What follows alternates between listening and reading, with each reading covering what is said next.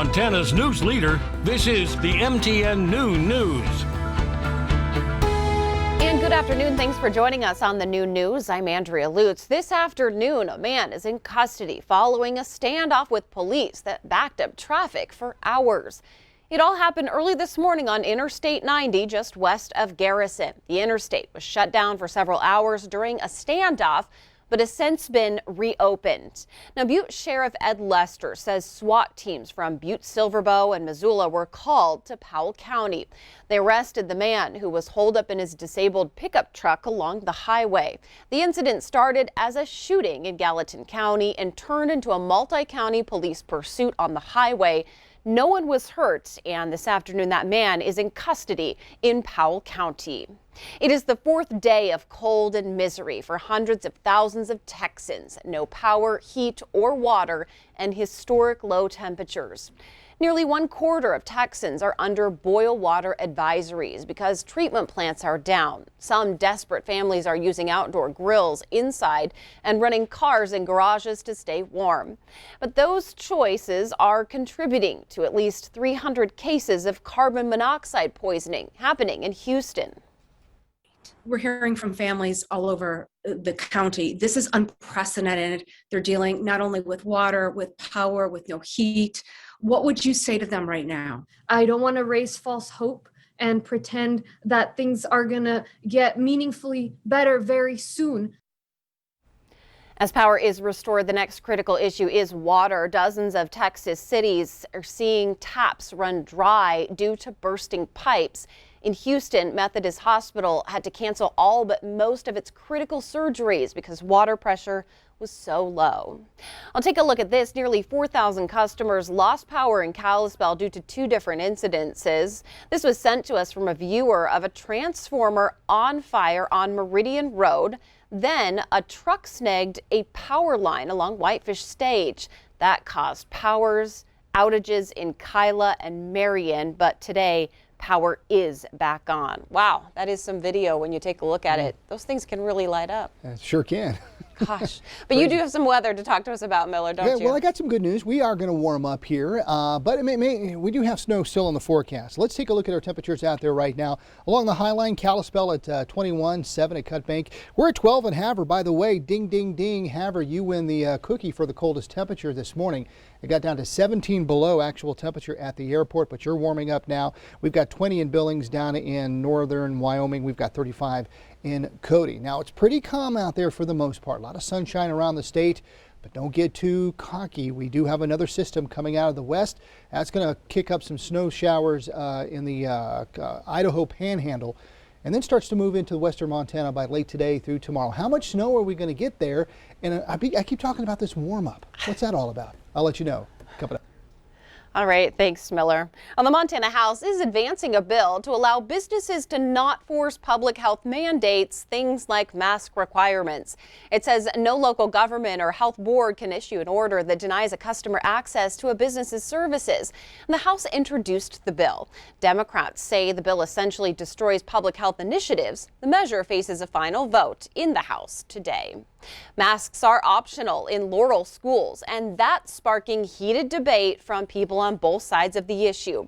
The school board says they previously agreed to follow masking rules under state guidelines, but it changed when Governor Greg Gianforte took office.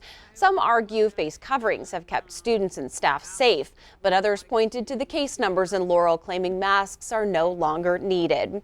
School officials in Thompson Falls decided to not enforce masks in schools now that the governor has lifted the state's mandate. School officials say this decision was made after a survey to staff and families.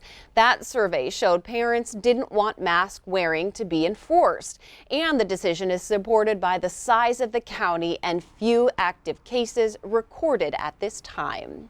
Happening right now, a NASA mission set for a dramatic landing, and it could lay the groundwork for humans visiting Mars. Carter Evans is outside Mission Control in Pasadena, California. And liftoff. It turns out launching Perseverance to Mars last summer was the easy part. 293 million miles later, the success of this $2.4 billion mission now rides on nailing the landing.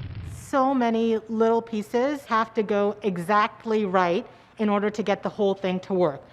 Engineer Swati Mohan will be doing play-by-play and mission control during the descent. This is all autonomous, right? Like once this process starts, there's nothing you can do. We call it the 7 minutes of terror because it takes 7 minutes to get from the top of the atmosphere down to the ground safely. The clock starts ticking when Perseverance plunges into the planet's thin atmosphere at 12,000 miles per hour. Its heat shield must survive scorching temperatures hotter than lava. Then its parachute has to fully deploy to slow it down.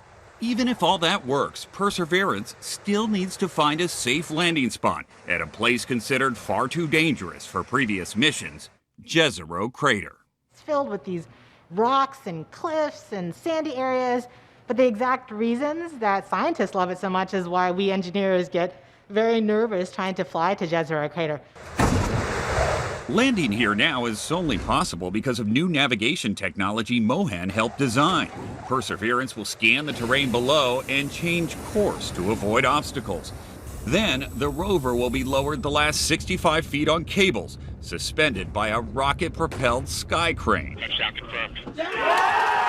After the rover Curiosity landed on Mars 8 years ago, it confirmed the red planet once could have supported life. Perseverance will try to find definitive proof. If life existed on another planet like Mars, that would be such an amazing result. NASA's Thomas Zurbuchen told us when Mars was covered with water 3.5 billion years ago, Jezero Crater was a lake. A river came in and it deposited sediments. So if there's ancient life, we think that's the highest likelihood of finding it. Using its robotic arm, the rover will drill for sediment samples that could contain evidence of past microbial life. But today, the only proof of life that matters will be a photo from Perseverance after a safe touchdown. What's that site going to be like for you? To be able to see that the wheels are on the ground safely in one piece, that'll be a tremendous moment. Carter Evans, CBS News. Adding to the suspense, the distance between Earth and Mars, there's a communication delay of more than 11 minutes. We'll look forward to seeing that photo, though. All right, the 2021 football schedules are out for the Cat and the Grizz, and here's what it looks like. MSU's schedule kicks off in Wyoming. That's the school where head coach Brett Vigen just left, and each Big Sky team will play 4 home and 4 away. The Grizz have a tough one at Washington for their first game. They'll be back in 2 weeks to face Western Illinois. And of course, Cat Grizz is going to be November 20th. We do have more ahead on the new news, including how a Billings food truck is getting people hooked during Lent. But first, Miller Robson's back up with a look at that statewide weather forecast.